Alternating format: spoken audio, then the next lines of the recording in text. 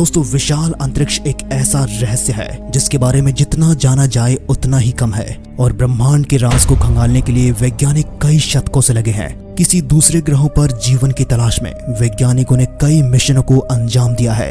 इन मिशनों से हमें ब्रह्मांड के कई सारे ग्रहों के बारे में बहुत सारी जानकारियां भी मिली हैं। अगर किसी भी ग्रह पर जीवन होता है तो उस पर रहने वाले जीव जंतुओं की आवाजें जरूर होती हैं। लेकिन दोस्तों, क्या आपने कभी हमारे सौर मंडल के ग्रहों की रियल आवाजों को सुना है? हमारे सौर मंडल के कई सारे ग्रहों पर वैज्ञानिक अपने अंतरिक्ष यानों को भेज चुके हैं, जिन्होंने उन ग्रहों की रियल आवाजों को रिकॉर्ड किया है, जो सुनने में बेहद डरावनी लगती हैं। आज के इस वीडियो में हम आपको सुनाएंगे उन सारे ग्रहों की रियल आवाजों को, और वीडियो के अंत में आप सुन पाएंगे हमारे सौर मंडल की सबसे डरावनी आवाज, जो कि हमारी पृथ्वी की रियल आवाज है। इसलिए वीडियो को आखिर तक जरूर देखना।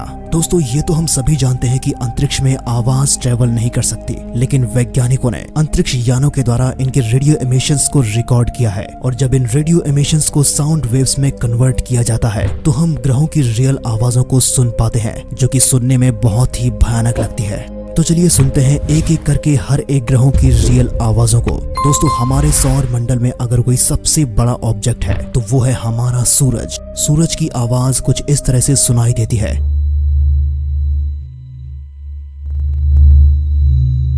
अब हम सूरज के सबसे नजदीकी ग्रह बुध ग्रह की आवाज को सुनते हैं। हमारे सौर मंडल का सबसे छोटा और सूरज के बेहद नजदीक ग्रह मरकरी बेहद गर्म है।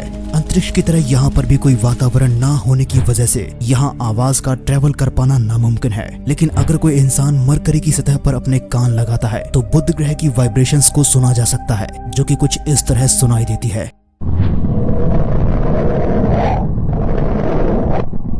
Venus sound. वीनस पृथ्वी की ट्विन सिस्टर होने के साथ साथ हमारे सौर मंडल का दूसरा ऐसा ग्रह है जहां के वातावरण में कार्बन डाइऑक्साइड की परत ज्यादा मोटी होती है, जिसके चलते वीनस की आवाज की पिच काफी गहरी हो जाती है। हालांकि इस ग्रह पर साउंड की स्पीड पृथ्वी की तुलना में काफी ज्यादा होती है। ऐसे में वीनस की आवाज कुछ इस तरह से सुनने को मिलती है जैसा कि पानी के अंदर बोलने से निकलती है, क्योंकि वीनस पर भयानक लाइटनिंग यानी कि बिजली कड़कती है। इसलिए वीनस की आवाज में बिजलियों का कड़कना भी सुनाई देता है, जिसे आप यहाँ पर सुन सकते हैं।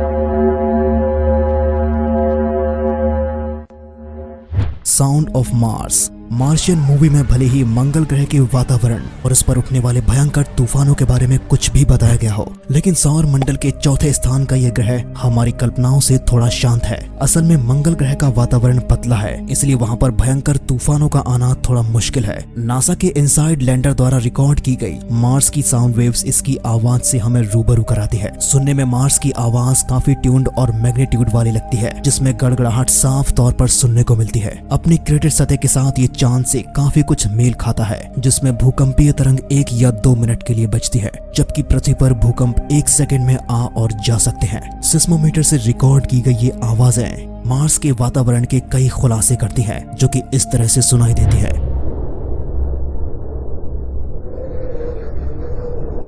Sound of Jupiter. हमारे सौर मंडल का सबसे बड़ा ग्रह जुपिटर सबसे बड़ा गैस जायंट भी है। जुपिटर पर भेजा गया नासा का जूनो मिशन शक्तिशाली मैग्नेटिक फील्ड को पार कर जब उस ग्रह पर पहुंचा तो वहां पर रिकॉर्ड किए गए सिग्नल्स को साउंड वेव्स में कन्वर्ट करने पर हमें लाइटनिंग और गड़गड़ाहट की आवाज सुनने को मिलती है। जुपिटर के मैग्नेटोस्फीयर में घुसने से पहले जूनो ने झटके को महसूस किया, जिसके बाद उसे भारी टर्बुलेंस से गुजरना पड़ा। दोस्तों, इस वीडियो के आखिर में आप हमारी पृथ्वी और चांद की रियल आवाज को सुन पाएंगे, और साथ ही आप अरबों साल पहले की बिग बैंग की आवाज को सुन पाएंगे। जुपिटर पर जूनो ने सूरज से आने वाले उन चार्ज पार्टिकल्स के प्लाज्मा वेव्स के सिग्नल्स को पकड़ा, जो जुपिटर के मैग्नेटिक फील्ड में बाउंस ऑफ होती रहती है। इन सभी सिग्नल्स को जब हम साउंड में बदलते हैं तो हमें शक्तिशाली मैग्नेटिक फील्ड के चलते डरावनी और गर्जने वाली आवाज सुनने को मिलती है, और इसका साउंड आप सुन सकते हैं।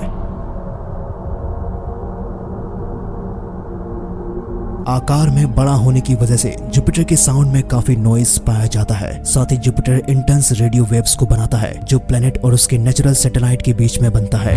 Sound of Saturn. सौर मंडल का दूसरा सबसे बड़ा gas giant planet intense radio emissions का बहुत बड़ा सोर्स है। कैसिनी स्पेसक्राफ्ट द्वारा इस ग्रह पर भारी मात्रा में रेडियो एमिशंस को रिकॉर्ड किया गया है। ये रेडियो वेव्स ग्रह के पास मौजूद अरोरास से बनती है। सैटर्न पर बनने वाले अरोरास पृथ्वी पर बनने वाले अरोरास से काफी मेल खाते हैं। इन रेडियो वेव्स को साउंड वेव्स में बदलने पर जो हमें सैटर्न की आवाज सुनने को मिली वो काफी चौंकाने वाली है, जो कि कुछ इस तरह से सुनाई देती है। सैटर्न की आवाज शुरुआत में बांसुरी की गुनगुनाहट की तरह लगती है। धीरे धीरे बदलाव आता है और हमें सैटर्न की आवाज में फटने और रूखी हवाओं के तेज होने की आवाज सुनाई देती है। आवाज की ये लाउडनेस बस कुछ ही समय के लिए होती है और फिर ये धीरे धीरे एक गुनगुनाहट में बदल जाती है। कैसिनी द्वारा रिकॉर्ड किए गए ये साउंड दरअसल सैटर्न और इसके आइस मून एनसेलेडस के बीच होने वाली प्लाज्मा मूवमेंट की वजह से हमें सुनने को मिलती है। यूरेनस साउंड बाकी ग्रहों की तरह हमें यूरेनस से भी इलेक्ट्रोमैग्नेटिक सिग्नल्स सुनने को मिलते हैं। इन सिग्नल्स को सबसे पहले वॉयेजर ने कैप्चर किया था। इंटरस्टेलर स्पेस की ओर जाते हुए जब दोनों वॉयेजर ट्विन सौर मंडल के बाहरी हिस्से से गुजरते हैं तो उन्होंने यूरेनस और नेपच्यून से आने वाली इलेक्ट्रोमैग्नेटिक वाइब्रेशंस को कैप्चर किया और जब नासा ने इस डाटा को साउंड वेव्स में बदला तो हमें यूरेनस से आने वाली आवाजों का पता चला। इसके 13 रिंग्स और अंतरिक्ष में बहुत सारे स्पेस डेब्रिस के घिरे होने की वजह से यूरेनस की आवाज सुनने में गूंजती हुई लगती है। एक गैस जायंट होने की वजह से यूरेनस से आने वाली आवाज सिर्फ एक वैक्यूम से है जिसे आप सुन सकते हैं। नेपच्यून साउंड आवाज के मामले में नेपच्यून भी काफी कुछ यूरेनस की तरह है। वॉयेजर द्वारा कैप्चर की गई इसकी आवाज हमें समुद्र से आने वाली लहरों की तरह सुनाई देती है, जो कि इस तरह की है।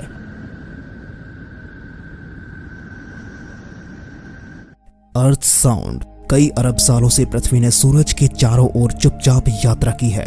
बिना किसी आवाज के हमारी पृथ्वी सूरज के चारों ओर घूमती रहती है, लेकिन वैज्ञानिकों की माने तो बाकी ग्रहों की तरह हमारी धरती की भी एक रियल आवाज होती है और अगर इसकी आवाज को गौर से सुना जाए तो इसमें एक हम जैसी आवाज सुनाई देती है जिसे आप भी सुन सकते हैं।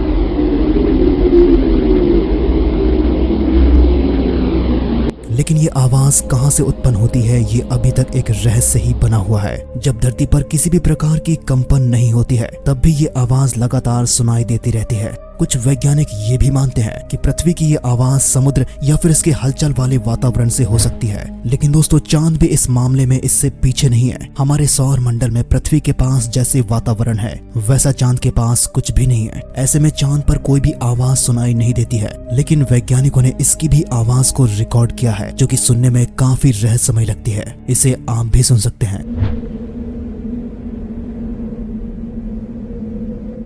चलिए अब ब्रह्मांड की सबसे शुरुआत की आवाज को जानते हैं। हम इंसानों ने स्पेस एक्सप्लोरेशन में काफी तरक्की की है। हमने हमारे सौर मंडल में मौजूद सभी ग्रहों की आवाजों का पता तो लगाया ही है, साथ ही यूनिवर्स की शुरुआत में उत्पन्न हुई आवाज का भी पता लगाया है। वैज्ञानिकों ने ब्रह्मांड की 13.8 बिलियन साल पुरानी रेडियो वेव्स को कंप्यूटर सिमुलेशन की मदद से इसे साउंड वेव्स में कन्वर्ट करके ब्रह्मांड की शुरुआत की आवाज को जानने का भी प्रयास किया है और हम बिग बैंग की 4 लाख साल पुरानी आवाज को कैप्चर करने में सफल रहे हैं और ये आवाज इस तरह से सुनाई देती है। तो ये थी हमारे सौर मंडल में उत्पन्न होने वाली ऐसी आवाजें जिसे अंतरिक्ष यानों द्वारा अलग अलग ग्रहों पर रिकॉर्ड किया गया है, जिनसे हमें उन ग्रहों की काफी सारी जानकारियां प्राप्त हुई हैं। दोस्तों इन आवाजों के अलावा वॉयेजर अंतरिक्ष यानों को अंतरिक्ष की असली तस्वीरों को कैप्चर करने के लिए भेजा गया था, जो कि आज धरती से करोड़ों किलोमीटर की दूरी तक पहुंच चुके हैं, जहां पर विचित्र दुनिया पाई जाती है। लेकिन क्या हो अगर वॉयेजर 1 का कैमरा अभी भी चालू हो जाए तो हमें क्या दिखाई देगा? क्या हम उस विचित्र दुनिया को देख पाएंगे? जानने के लिए आप इसका ये वाला वीडियो देख सकते हैं और ब्रह्मांड से जुड़े ऐसे ही रहस्यों के बारे में जानने के लिए कीमती स्पेस को सब्सक्राइब करें।